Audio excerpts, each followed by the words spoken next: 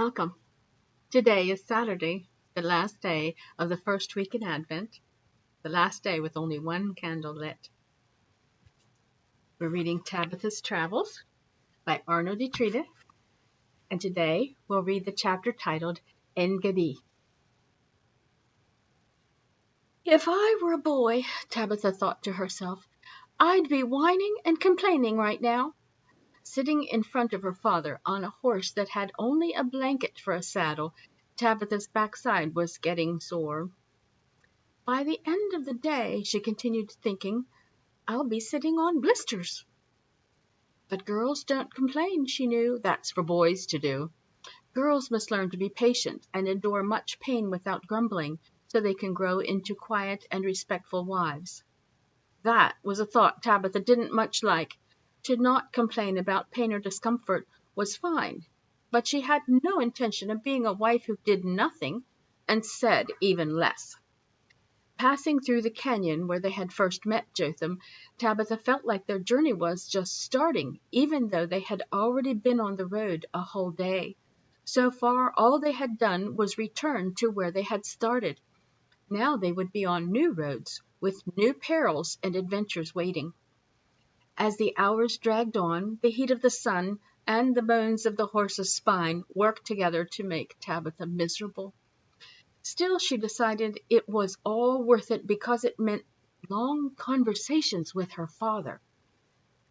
But Naomi did what God wanted her to, Tabitha said, debating with her father the story from the Torah.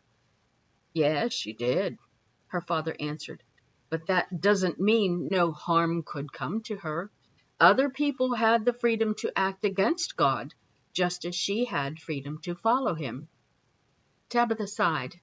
I don't understand why Jehovah just doesn't make everyone follow him. Then the world would be so simple.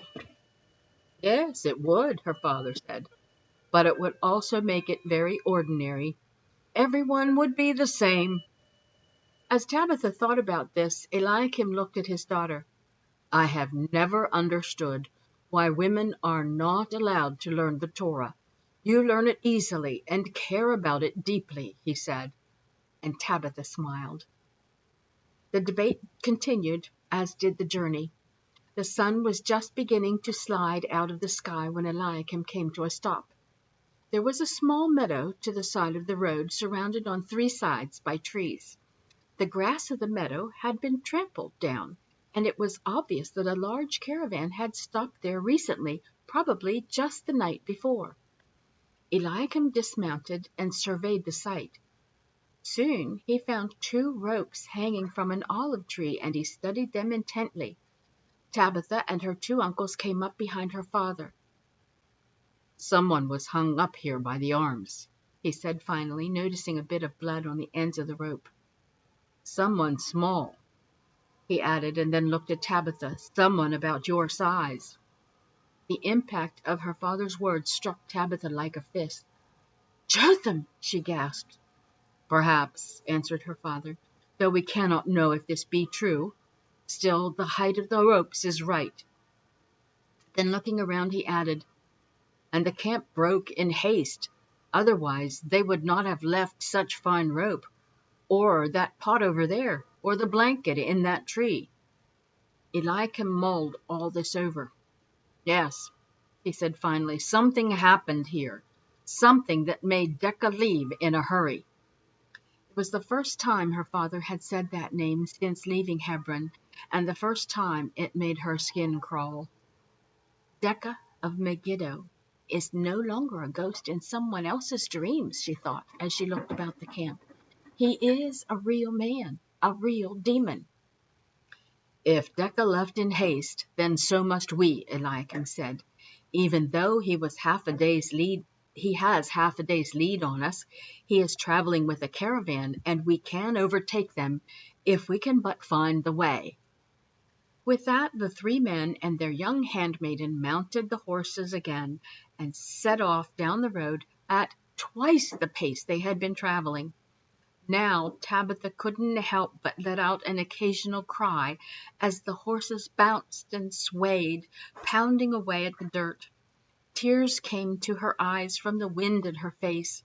As the sun dropped lower in the sky behind them, long, thin shadows of their galloping horses spread out ahead of them on the road, as if to clear the way for very important travelers. In the very last of night, just before they would no longer be able to see the road ahead of them, they reached the top of a hill overlooking a lake so large that Tabitha could not see the other side. "The Sea of Death!" Tabitha gasped. "It is so," Eliakim said, "and there, Gedi." Tabitha hadn't even noticed at first, but sitting on a plateau below them, but above the water, was a walled city.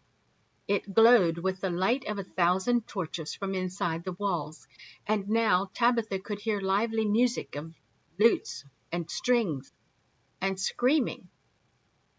"Hebron is a temple compared to this place," Eliakim said in disgust. Then to his daughter he added, "You must stay close and never let go of my tunic." Wide-eyed and trembling a bit, Tabitha nodded her agreement to these rules. Eliakim kicked his force into motion, and the 4 travelers headed down the hill. A guard in a window above the city gate stopped them with a shout and asked them their business. "We are here to acquire a small boy," Eliakim answered, not wanting to lie, but not wanting to tell the whole truth either. "Ah, a husband for your daughter there," the guard shouted, and the thought of that made Tabitha's insides wrinkle up. "A good place to shop, Gedi," he added, "but you must leave your horses outside the gate." Eliakim hesitated, knowing this town was thick with thieves, but he knew they had no choice. Leaving Ahasba to guard their steeds, he entered through the gate with Tabitha and Uzziah close behind. En-Gedi was about half the size of Hebron, Tabitha decided immediately, but with 4 times the people. Bumped and thumped and jostled at every step, all Tabitha could see were bodies much taller than herself. Then she discovered that by looking straight up, she could see the many windows on the upper floors of the buildings on either side of the street. And there she saw women in colorful scarves, men swaying from drunkenness, and everyone singing along with the music that seemed to fill the entire city. Finally, they reached an open courtyard, and Eliakim pulled them all over to the side. They found one empty wooden table among several occupied ones outside an inn. Tucked in between 2 walls that formed a corner, the inn gave visitors a bit of breathing room. A man came and asked what they wanted. Eliakim ordered food for all 3 of them, plus some to take to Ahasba. Tabitha had never before seen a place where you sit at a table and order food, and her father explained it was something the Greeks had started. Large bowls of lamb stew appeared before the 3 travelers, and they ate in silence. Tabitha was fascinated with all the dancing and music and magicians and sellers that passed before them. It was all very exciting, but also very frightening, and she ate her entire bowl of stew while tightly grasping the hem of her father's tunic. "Stay with your uncle now," Eliakim told Tabitha after he finished his meal. "I must see about Jotham." Tabitha didn't much like her father leaving her, but Uncle Uzziah was strong and tall, and his tunic was good for hanging on to. As they waited for Eliakim to return, Tabitha watched the wonders and the evils of the scene before them. But she noticed that Uzziah was only watching one particular pair of men.